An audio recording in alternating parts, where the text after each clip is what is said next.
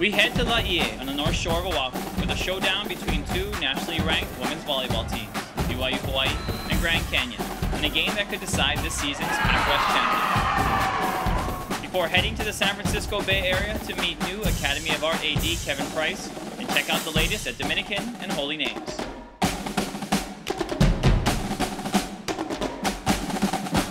Welcome to PacWest Magazine. 4 of our schools call Hawaii home. Let's go to one of them right now.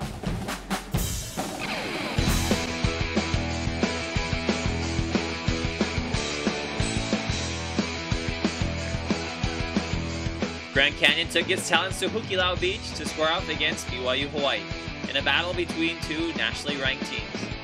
The match would showcase one of the premier sports in the conference, women's volleyball, and with the addition of the 4 California schools, like Fresno Pacific, who didn't take long to crack the Division II Top 25 poll themselves, PacWest volleyball has never been better. On this night in Laie, Grand Canyon would have a chance to claim supremacy at the top of the PacWest, a place familiar to the Seasiders for many years. The Antelopes started 2012 with a fury, reeling off 10 straight wins out of the gate and winning their entire slate of non-conference games, which bodes well for a team that broke through to the postseason last year. But even more important than making the NCAA tournament, Grand Canyon would like to bring to Phoenix the coveted PacWest Championship, a feat the Lopes have yet to accomplish. That was a stepping stone last year, and this year is definitely, we want a conference championship. We want to be able to say we are conference champs. And then postseason's almost a given now. You know, we don't even think about, oh, we have to make it, or I hope we make it. Now it's, we will make it. And then obviously from there, you know, we lost in the first round, so I want to make it to the second round. Once we make it to the second, I want to make it to the third.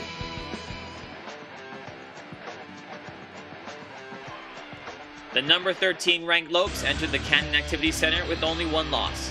A tight match dropped at home to Fresno Pacific, making tonight's match against BYU-Hawaii a near must-win for the Antelopes. On the other side of the net, the number 12 Seasiders, with longtime head coach Wolfer Navalta, had yet to suffer a blemish on their conference record, although having dropped 2 matches early in the season in Minnesota. But those 2 close losses would come at the hands of the number 1 and number 6 teams in the country, making BYU-Hawaii a legitimate national championship contender in 2012. And in the first set, the Seasiders would make absolutely no doubt of that, exploding their way to an eye-popping 25-7 first set win over the Antelopes. BYU-Hawaii hit an astounding .593 in the opening game, compared to negative .043 for the visitors, on only 4 kills, while the home team banged down 17, with Lauren Hagemeyer and Shir-Ting Chen leading the way. Game 2 would start much like how the first ended, with Chen getting a kill off the impressive dig by teammate Ying-Chung Chen. But the Lopes wouldn't go down as easily in this game, and would keep the Seasiders honest down the stretch. But BYU-H would eventually pull away, and get a beautifully timed Hagemeyer kill off the combo set to give the home team the 25-21. In the third game, it was the Antelopes shooting out of the block behind junior middle blocker Kristen Johansson, who had a GCU best 7 kills on the match. But in the end, the first place Seasiders would not be denied the sweep, behind a strong game from Michelle Tavanga, just one of the many offensive weapons for BYU-Hawaii, who moved one step closer to claiming the PacWest title. But the story of the match was a dynamic duo of Hagemeyer and Chen. Hagemeyer, the senior middle blocker, hit .542 on the night with 13 kills and 2 blocks. More impressive, Hagemeyer committed not one hitting error in the entire match. Well, preseason we went to Minnesota and played Concordia and some other really good teams, and so I think that set the tone for the whole season. So by playing those really great teams, we can say, hey, you know, we can do this. We can play tough and do well. My final senior year, I'm done after this, so we want to go all the way to nationals. We don't want it to end. The main tormentor of the team in purple was Shir-Ting Chen, more commonly known as Stella on the Laie campus, and she was stellar for her BYU-Hawaii team. The talented sophomore from Taiwan showed why she's one of the top scorers in the PacWest, killing the ball from every side and every angle on the net. I feel the experience is more different, and usually, but it's totally different because I play national team in Taiwan. Is play middle block, so now I'm here is outside, so it's different. But I feel maybe experience I got a lot. She's very humble, and her background in Taiwan, they train, they love volleyball, they eat volleyball. But Stella brings all-around skills. Like she said, she was a middle blocker. But when I saw her middle, I said, Stella, I need your all-around skills. And last year really was the first year she played outside. So we used her, passing, defense, serving, all the way around. And she's adapted very well because we need her on the outside. With a collection of national championship banners hanging from the CAC rafters, the Seasiders have the right history to make a run. Don't look ahead.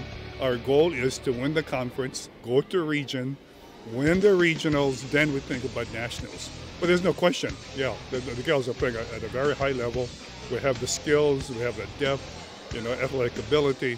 But the game of volleyball is momentum. You have to keep that consistency, because I know now, like HBU, the team's going to look at us, they have nothing to lose. So they're going to be very aggressive, they're going to play loose, and we have to match that kind of style of play. And now moving ahead in the season, the Seasiders ranked 8th in the nation, would hit the road October 30th for the showdown with the Fresno Pacific Sunbirds, the nation's 12th ranked team. The close match will be tied 2 games apiece after 4, pushing the match to a 5th and decisive final set. Deadlocked at 12-12, BYU-Hawaii would make the final push, punctuating the win on a Hagemeyer kill at match point to put themselves in the driver's seat for the PacWest crown. And on November 3rd, 2012, the Seasiders would come home to secure its championship with a 3-1 win over Chaminade in Laie. Congratulations to the BYU-Hawaii Seasiders. They are the PacWest Women's Volleyball Champions in 2012.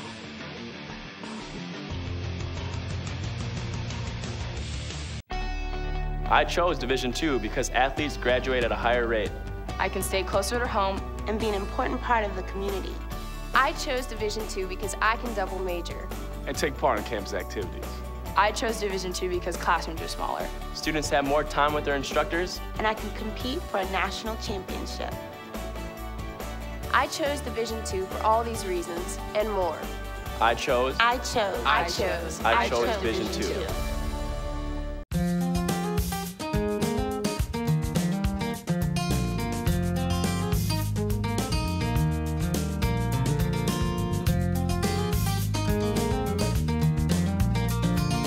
When you look at your future, what do you see? Accomplishment? Skills put to good use? Opportunities? Be your own success story with a graduate degree from Hawaii Pacific University. Hawaii Pacific University. Get where you want to go.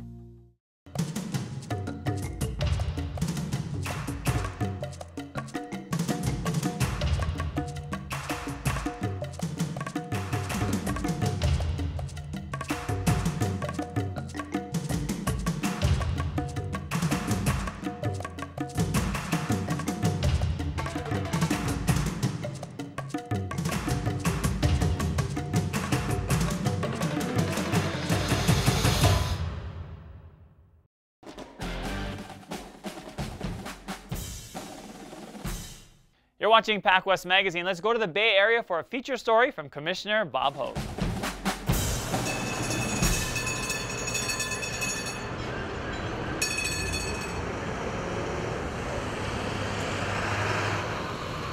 Remember the TV show, The Streets of San Francisco? Well, even today, those streets are teeming with energy and excitement. It's a city constantly in motion. And Kevin Price is right in the midst of this great city now as the new athletic director at Academy of Art University. Price says he's thrilled to be in a place that seemingly never slows down.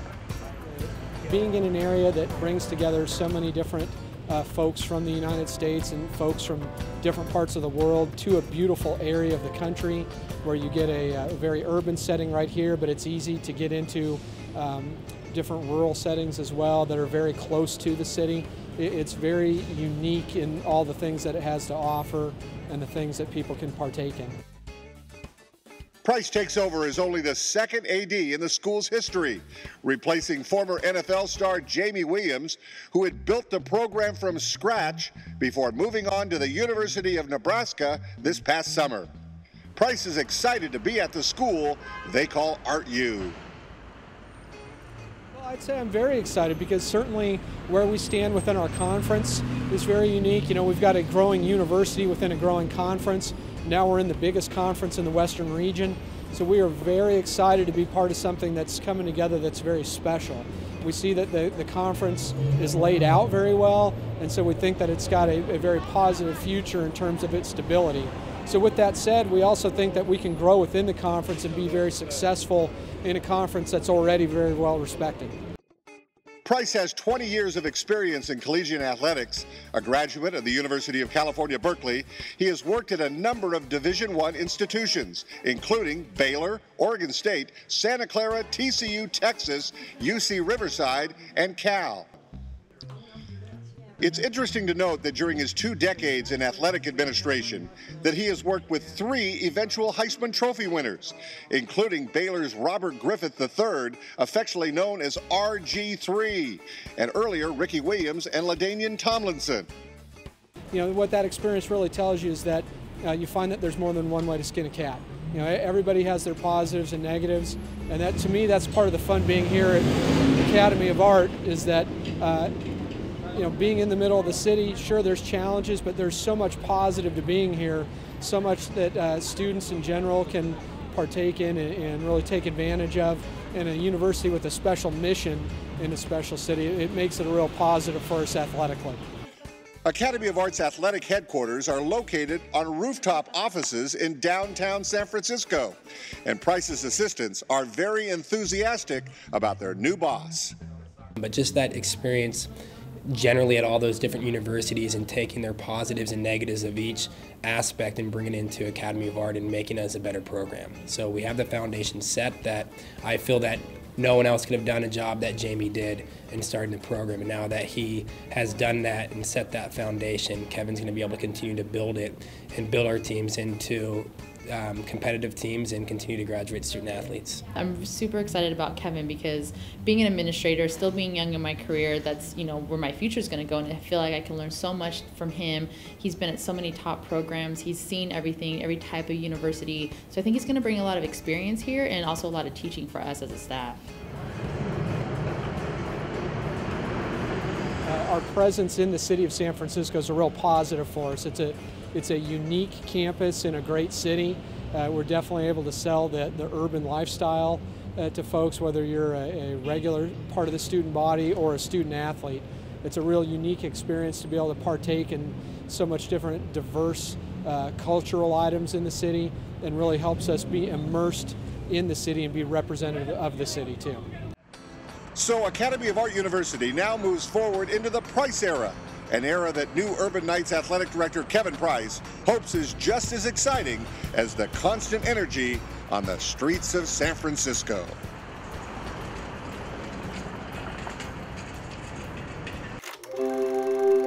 Imagine collaborating with a diverse group of people from different backgrounds who all share common values. A place where giving back to the community is not only encouraged, but expected. Where your professor is not just a teacher, but a mentor. Imagine a place where individual leadership is prized. Imagine Chaminade University.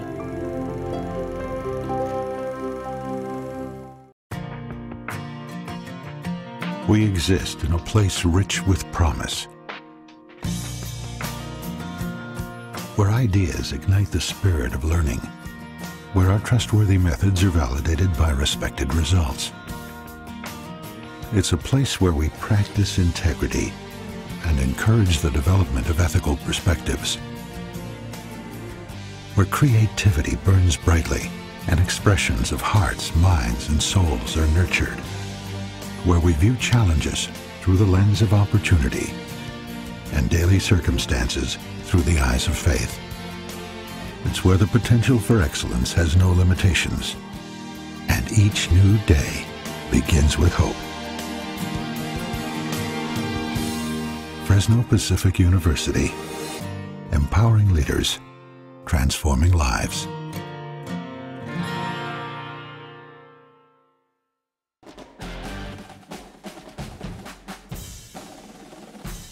Welcome back to PacWest Magazine. Let's go out to Holy Names University, one of the new schools in the PacWest. On a beautiful fall day in Oakland, California, PacWest newcomer Holy Names played host to conference powerhouse Grand Canyon at the Merritt College Stadium. The match would be a daunting task for Holy Names as they battled a Grand Canyon team that was nationally ranked, but the Hawks would keep this match close all the way. The Antelopes of Coach Peter Draxon were in the midst of a tough 4-match road trip through Northern California that had seen them stumble in their previous contest at Notre Dame de Namur, so the Lopes were hungry to get back on the winning track. In the first half, they would take the lead on a high looping kick by Zoran Nincevic. That goal would give the visitors a 1-0 advantage by the intermission. In the second half, Zoran did it again with another perfect kick into the corner of the net to give Grand Canyon a 2-0 advantage. Here's another look at the incredible touch on this kick. It literally could not have been kicked more perfectly, and after the match, Zoran talked about his 2 incredible goals. In practice, coach let me just shoot it, so everything came from a practice. It's not that just I put it and shoot it, decide to shoot it, so it's a lot of practice behind that.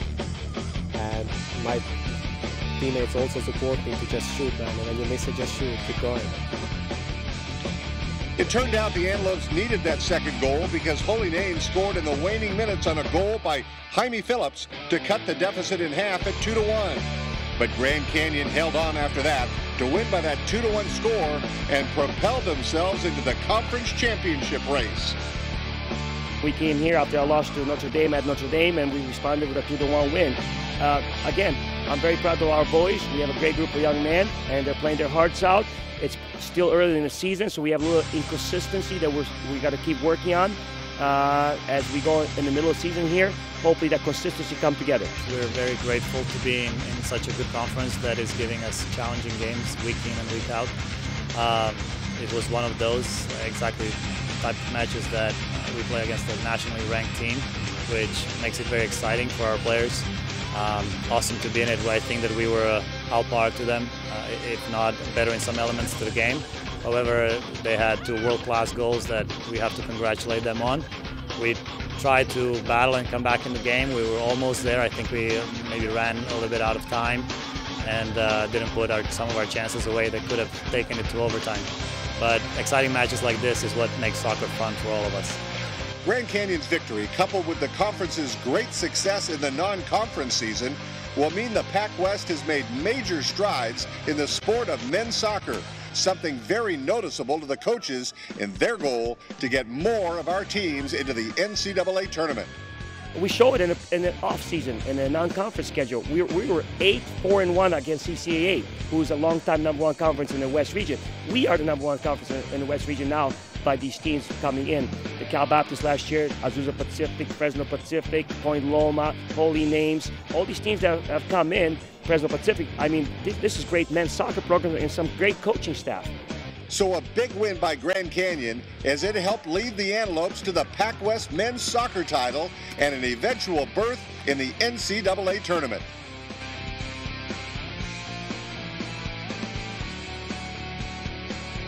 Now, that tells us what this school is being built for which it's being built. And from this school, I'll tell you, from this school will go men and women. Will go men and women. Whose influence would be felt. Whose influence will be felt. For good. For good towards the establishment. Towards the establishment. Of Peace International. Of peace. Of peace. Of peace. Of Peace International.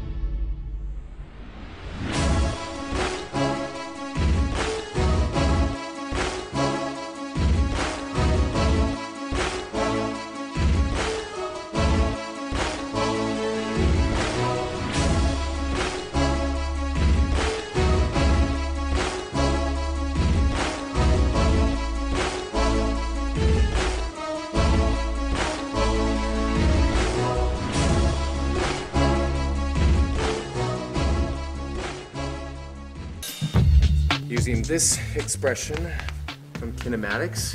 With the given interval, does the integral diverge? And the appropriate substitution would be? What then is the acceleration of the center of mass? Anyone awake? You in the far back. You back there? You got to be kidding. Where did you come up with that? You. You? You? Yeah, no. How about you? Mm-hmm. You in the white.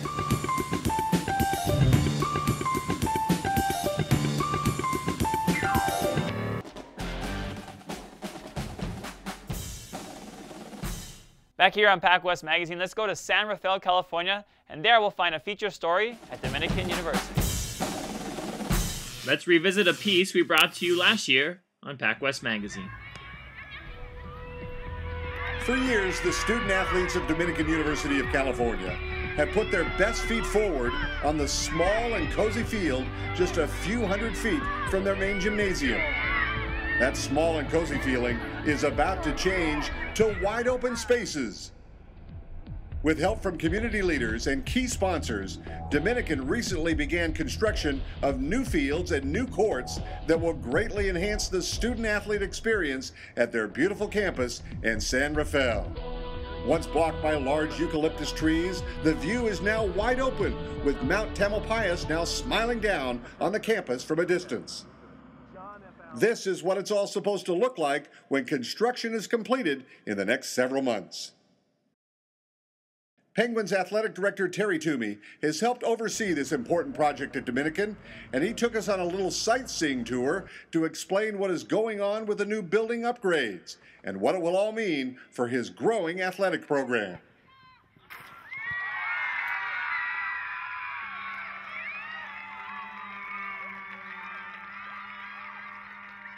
We have what was previously known as a Field of Dreams that we're developing, which is going to be a multi-purpose athletic field and tennis facility to facilitate our athletic endeavors, but also to be a real asset for our community here.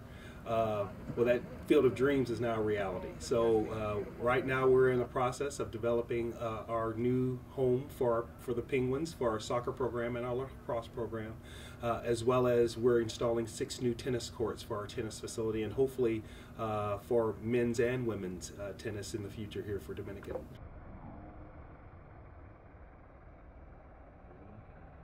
For the field, this is going to be the Jerry Kennelly Field. And for the athletic facility, it's the John F. Allen Athletic Facility. Our tennis courts are the Antonio Castellucci tennis courts. And it's not, like I said, it's not just an asset for Dominican. Dominican's going to love it and reap the benefits of it, but it's really going to be great for our Marin community, because we really do see it as a way to reach out to the youth and our future Penguins. We feel like that'll be a way to get them on campus, so it'd be great.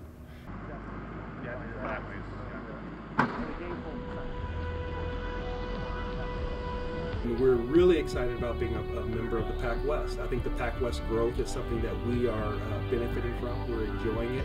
We're enjoying seeing our new future members of the PacWest. I think the PacWest is going to be something to be reckoned with in the future. So we're really excited about not only our institution, but also our partnerships with other institutions.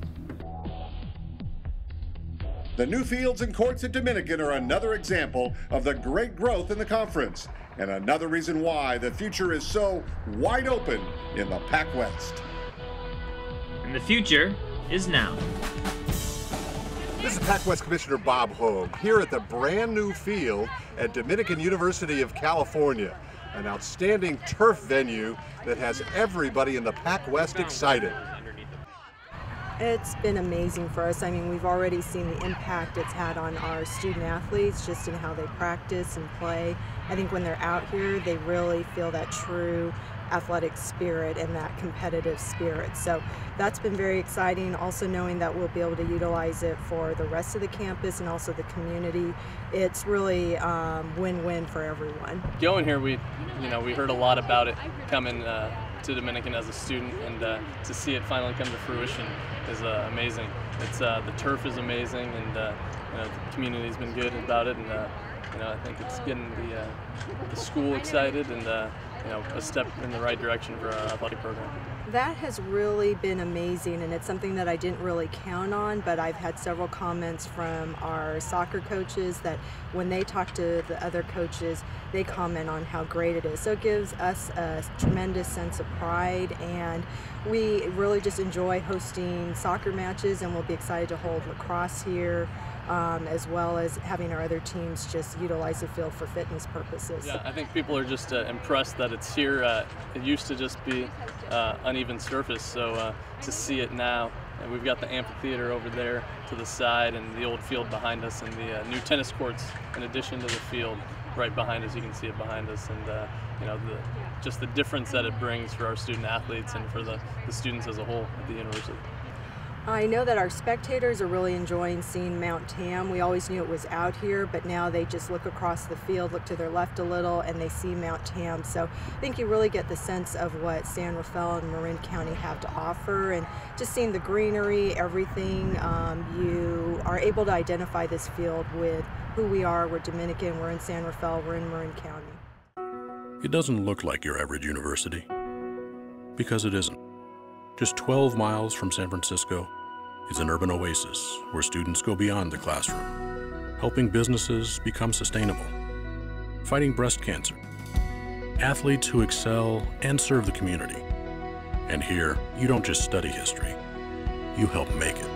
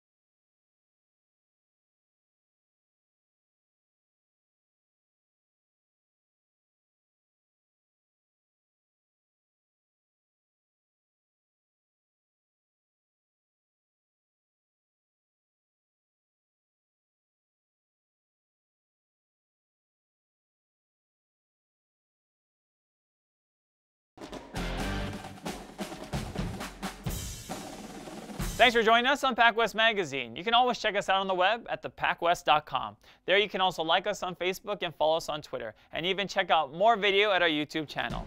For Bob Hogue, Jane Teixeira, and Tom DiCamillo, I'm Wayne Coito. See you next time on PacWest Magazine.